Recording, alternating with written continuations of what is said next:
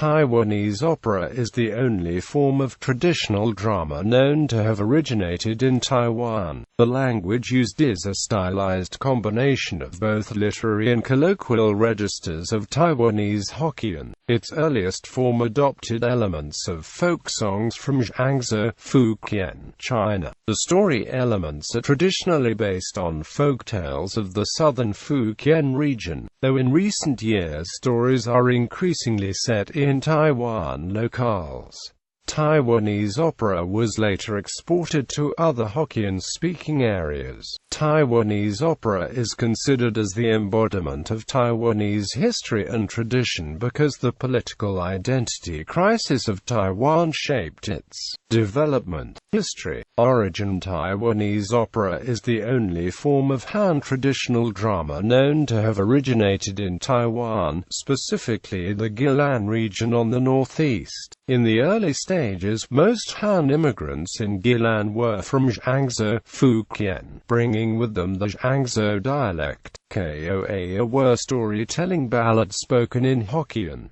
Each line could have 5 or 7 characters, and every 4 lines constituted a paragraph. Formation. Jing is the forerunner of Taiwanese opera. As early as 17th century, immigrants from southern Fujian, China brought Jing, the popular folk songs that set the poetry and local dialect to Taiwan. Around 19th century, amateur singers in Yilan modified Jing and gradually developed a new style called Kuaa. Other than Jing, Taiwanese opera absorbed the styles of formal operas including Peking Opera, Luantan Opera, Peking Opera, Yuan Opera, and Gaojia Opera. Between 1923 and 1949, Peking opera troupes from Shanghai and Fujian toured Taiwan. Some actors stayed in Taiwan and became performing directors of Taiwanese operas. The influences of Peking operas can be seen in repertory, gesture, movement, percussion music and costume. Fighting themes and acrobatic movements became standards in the operas.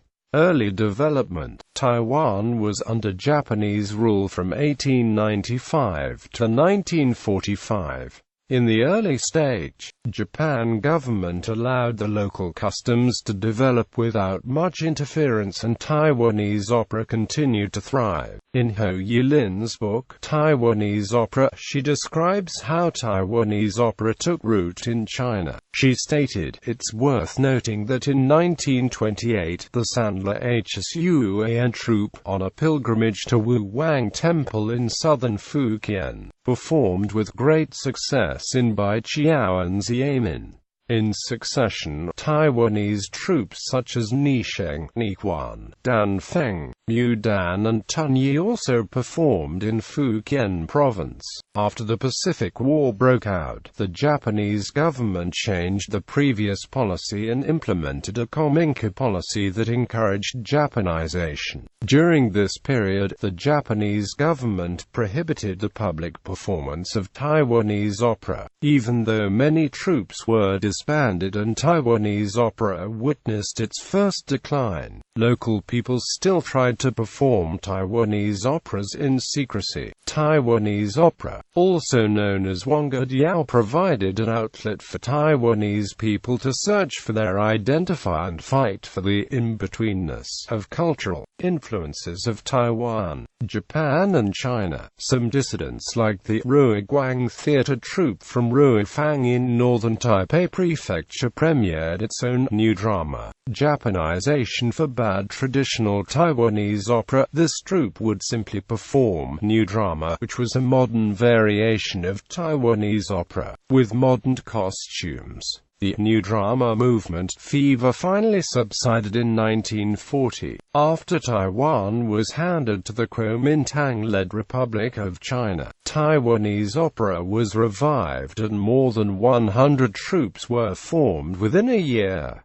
In 1949, there were over 500 registered troops. Taiwanese operas entered into its golden age. During this time, Chen Cheng-san founded Kung Le Shi Troupe and became the first person to use written scripts for performance. He commissioned Chen Shou-jing to write scripts of Broken Dreams of the Red Chamber. Even during its golden period, Taiwanese opera continued to face challenges and adapt to the changes in political and cultural environment. The rise of the new broadcasting medias, including radio, film and television, show the influence and popularity of Western pop songs and movies drew the general public's attention and presented serious competition. During the martial law from 1949 to 1987, the KMT government revived the Mandarin Promotion Council and discouraged or, in some cases, forbade the use of Hokkien and other dialects. This and the shift of political environment provided little support for the Taiwanese language-based art form. The indoor performances decreased and opera troupes experimented performing on radio, film and television and large outdoor settings.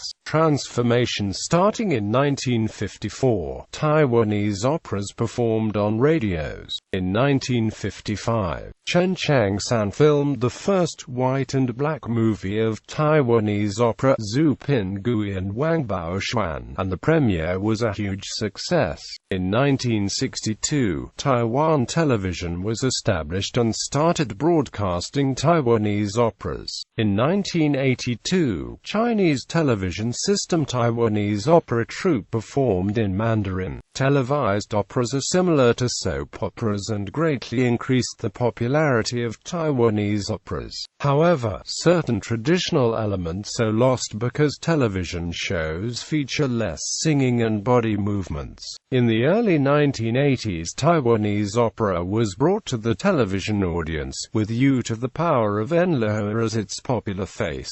The artistic elements remained largely traditional, however. Taiwanese opera, like other forms of Chinese opera and theatre around the world, often traditionally uses cross-dressed performers, specifically women portraying men's roles in the case of Taiwanese opera. Modern and experimental forms show some propensity for syncretism. Western instruments such as the saxophone and guitar have been used in some performances. Loose Western adaptations have included Nikolai Gogol's The Government Inspector, perhaps due to the influence of the Taiwanese localization movement. Stories set in Taiwan, as well as Aboriginal characters and stories, have been developed in recent years. Taiwanese forms of the Hakka Peking Opera show some influence. Fans of the opera attribute its continuing relevance to a willingness of performers to adapt to modern times in terms of style and artistic diversity. Second decline. Taiwanese opera's success in movie and television industry ironically becomes one of cause that eventually leads to the decline of indoor staged performances. Chen Shenfu, a general producer of the Ming HW Yuan Arts and Culture Group, said, "Although we know everything they do is for survival, that is not right. They are doing something that will kill the life of the opera." Quote, "Other factors include political policy and social structure changes and Western influences." Tsai summarized the period of decline. The main social changes were the rise of many forms of entertainment in the 1960s and the transformation of society from agricultural to industrial and commercial in the 1970s. Government policies that were detrimental to Taiwanese opera were 1. The promotion of only national theatre, Peking Opera, 2. Standardization of plays, and 3. Limitations on religious performances and on the use of dialects. Future direction. Taiwanese opera is considered as the embodiment of Taiwanese history and tradition, and the political identity crisis of Taiwan shaped its development. Taiwanese opera's history reflects the growth and changes in Taiwan society, starting from the earlier immigration influences, oppression under the Kuomintang movement, to little state support during the martial law era, and the transformations of modern medias. Taiwanese opera struggles to remain its vitality. The refined operas in modern concert halls establish a new direction of Taiwanese opera development. One of the notable troupes is Ming H.W., a Yuan arts and culture group. In 1983, MHY was the first among other folk theaters to appear on the stage of a national theater, Sun Yat-sen Memorial Hall. A more telling example is in 1989, when MHY got permission to perform in the Zhang Air Force Base. In the past, only Beijing opera had been considered proper enough to tour military bases. 3 years later, MHY toured military schools. The audience's response was far more enthusiastic than it was for Beijing opera. This transformation also reflects on the opera storylines. The traditional plots are historical and heroic events, legends and myths. Taiwanese operas gradually added more romantic elements. The intense drama and the love-hate relationships are the focuses of the televised operas. Legend of the White Snake is a typical story that combines the myth, religion, and romance. Performance elements. Characters. Originally there are 3 roles in Taiwanese opera: Sheng, Dan, and Chu. Later, as Taiwanese opera began to incorporate more styles from other major operas, it gradually expanded to include 8 major characters, performers and roles. Male leads Sheng. These characters are gentle and brave. Lao Sheng, Xiao Sheng, Fu Sheng. Supporting actor. Fan Sheng, Wu Sheng, martial artist. Lao Sheng is an older male lead. Old Shengs have a chaste and decent disposition. Young male characters are known as Xiao Sheng. Female leads in Taiwanese opera. There are 4 subtypes in Dan roles. Lao Dan, elder female supporting character. Ku Dan, sorrowful female character. Wu Dan, female warrior. Hua Dan, cute, funny, or a personal servant. Lao Dan is a dignified older role, and she is a straight arrow. Also, she reveals sentiment of the affection to the children, so she takes sides with her children. Siao Tu Jester Tu, male jester. Costume, stage properties and figures. Stage properties and figures are a part of dancing. Taiwanese opera are not graphic. Sometimes a chair in Taiwanese opera stands for a fence or a bridge. Raising red flags stands for fire, raising blue flags stands for water, and raising black flags stands for wind. There are many types of figures, entrances and exits. Pulling a mountain, walking a circle, the kneeling walk, small, quick steps, sweeping hair, the bout jump, the vertiginous gesture, the water sleeves.